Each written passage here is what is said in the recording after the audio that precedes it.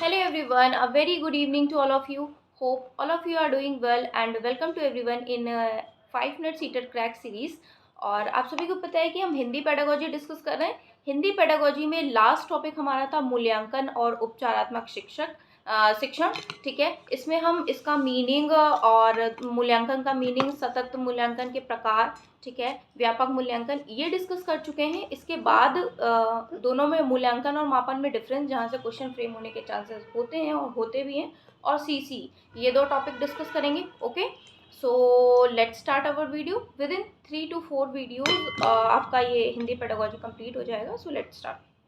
देखिए, मूल्यांकन और मापन में अंतर। मूल्यांकन क्या है आपका एवेल्युएशन, मापन क्या है मेजरमेंट। मूल्यांकन as a word define itself, कि मूल्यांकन में हम एक एग्जांपल के थ्रू समझते हैं कि मूल्यांकन का क्षेत्र बहुत बड़ा होता है, ठीक है, बहुत व्यापक होता है, क्योंकि इसमें सभी पक्षों का, सभी एरियाज का मूल्यांकन किया जाता है, ठीक है, इवेल्युएशन किया जाता है। फॉर एग्जांपल, जो रिपोर्ट कार्ड आपका होता है, ठीक है, उस रिपोर्ट कार्ड में सारे सब्जेक्ट्स के मार्क होते हैं, हिंदी के, इंग्लिश के, साइंस, सोशल साइंस, एक्स्ट्रा कोई को करिकुलर एक्टिविटीज़ कुछ भी की तो सब उसका भी ग्रेड मेंशन होता है, तो सब कुछ मेंशन होता है। वो रिपोर्ट कार्ड आपका क्या हुआ, इवेल्युएशन हुआ, एक बड़े क्षेत्र पे व्यापक हुआ, ठीक है।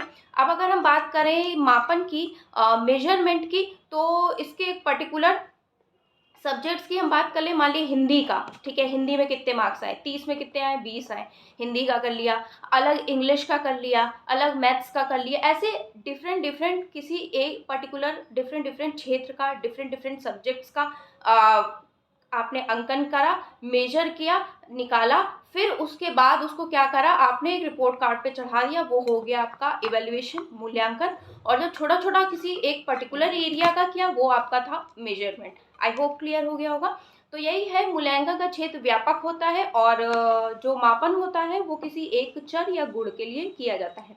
या फिर आप ऐसे भी समझ सकते हो, किसी की वेट का मेजर करना, जैसे आपके क्लास में बच्चे हैं तो उनका वेट डिफरेंट डिफरेंट है, ठीक है, तो आपने वेट्स मेजर किया, कोई पर्टिकुलर एक्टिविटीज़ में क्या पोजीशन होल्ड किया, फर्स्ट सेकेंड क्या आया, तो वो मेजर किया, ये हो गया, या रिपोर्ट कार्ड के थ्रू आपने, मैंने समझाया अभी, ठीक है। नेक्स्ट अगर एग्जाम्पल की हम बात करें, तो देखिए, आप खुद ही बताइए, सबसे पहले क्या करेंगे, हम मापन करेंगे, मतलब मेजरमेंट करेंगे। तो मेजरमेंट जो होता है, मापन जो होता है, ये पहले किया जाता है, ठीक है, और जो आपका इवेल्युएशन होता है, इवेल्युएशन मूल्यांकन होता है, ये बाद में किया जाएगा। जब सारे सब्जेक्ट्स के मार्क्स हम निकाल लेंगे, सारे सब्जेक्ट्स के मार्क्स सारे टीचर्स दे देंगे, तभी तो रिपोर्ट कार्ड पे चढ़ाए जाएंगे, तभी तो इवेल्युएशन होगा कि वो बच्चा क्या आया है, ठीक है।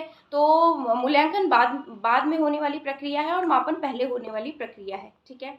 नेक्स्ट इन्फॉर्मेशन की अगर हम बात करें, तो मूल्यांकन में घटना तथ्य का मूल ज्ञात किया जाता है। मतलब मूल्यांकन से हमें एक ओवरऑल कंक्लूजन मिल जाता है कि बच्चा कहाँ स्टैंड कर रहा है, ठीक है, ओवरऑल पूरा कंक्लूजन हो गया। एग्जाम्पल में कंक्लूजन आप ऐसे याद रख सकते हैं, ठीक है। मापन से आप क्या होता है, किसी घटना तथ्य के विभिन्न परिणामों की जांच की जा सकती है। मतलब मापन से हम ये डिसाइड करते हैं, जैसे कि हमें पता है 60% प्लस आपके फर्स्ट डिवीजन हो गए, ठीक है, तो एक हमने कंक्लूजन ओवरऑल व्यू निकाल लिया कि 60% प्लस या 60% अबव वाले फर्स्ट डिवीजन आ गए, उसके अंदर वाले 59.99 भी है, तब भी आपका सेकंड डिवीजन है। तो ये सारी चीज़ें आपकी मापन में हो गई, मेजरमेंट में हो गई, ठीक है।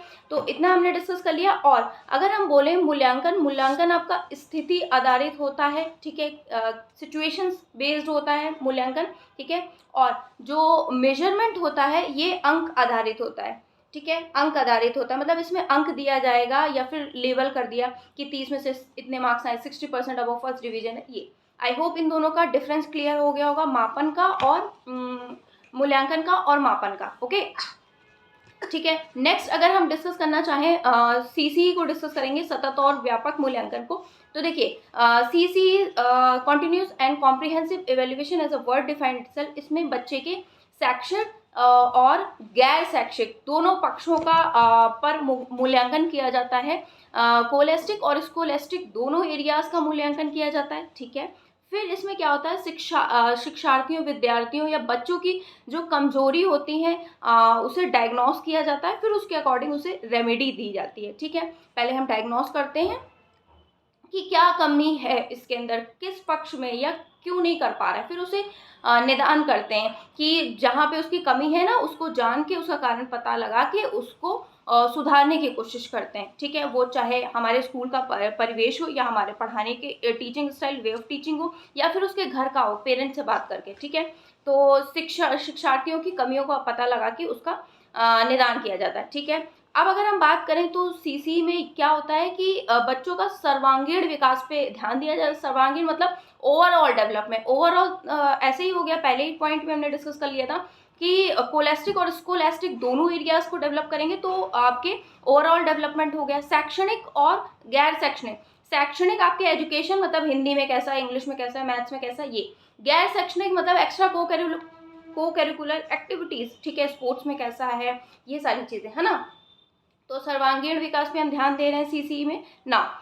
अब ये है उपलब्धि को निरंतर बनाए रखने सॉरी, या फिर ऊंचा उठाने के लिए प्रेरित किया जाता है। मतलब बच्चे को कंटिन्यू, जैसे हम बोलते नहीं है कि मान ली किसी को सक्सेस मिल जाती है, जैसे सीटेट का आपका एग्जाम निकल जाए, तो मैं यही बोलूँगी, या कोई भी टीचर होगा यही बोलेगा, अभी आपको रुकना नहीं, अभी तो आपको मेंस देना है। मेंस मतलब DSSS, PRT है, एस्टेट है, कोई भी एग्जाम देना है। तो मतलब आपकी उपलब्धि निरंतर आप बनाए रखिए, निरंतर पढ़ते रहिए। ये बच्चे में एक गुण डेवलप करना है। ओके ना। उपचारात्मक शिक्षण विधि का प्रयोग कर शिक्षार्थियों की समस्याओं का समाधान करना है। भाई उपचारात्मक रेमेडियल टीचिंग का यूज करके हमें जो बच्चों की कमियां हैं उसको दूर करना है। ओके, तो हमने सीसी डिस्कस कर लिया। सीसी के पॉइंट्स को फटाफट रिकॉल कर लेते हैं। देखिए, कोलेस्टिक और स्कोलेस्टिक दोनों एरियाज में हम बच्चे का डेवलपमेंट के बारे में ध्यान देंगे।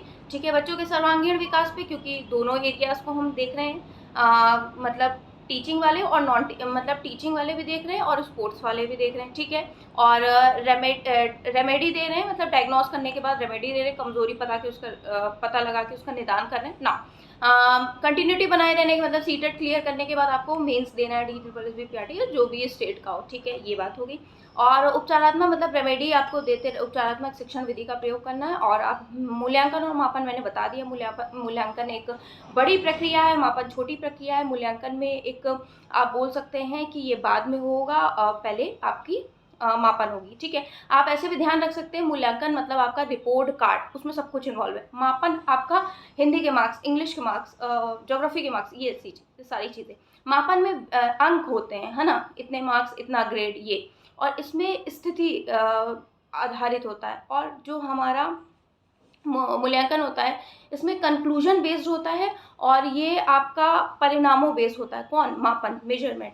तो आई होप क्लियर हो गया होगा। 2 से 3 बार मैंने रिपीट कर दिया 2 टॉपिक्स को, ऐसे क्वेश्चंस आने के भी चांसेस होते हैं।